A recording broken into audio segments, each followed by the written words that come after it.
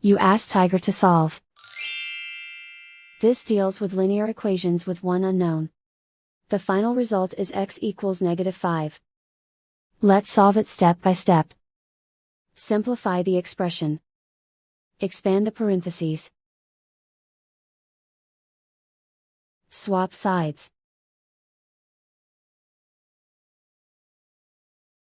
Group all constants on the right side of the equation.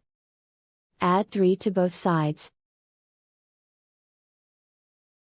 Simplify the arithmetic.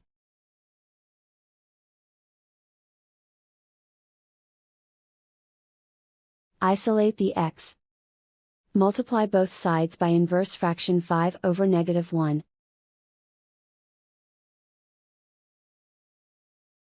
Group like terms. Multiply the coefficients. Simplify the arithmetic.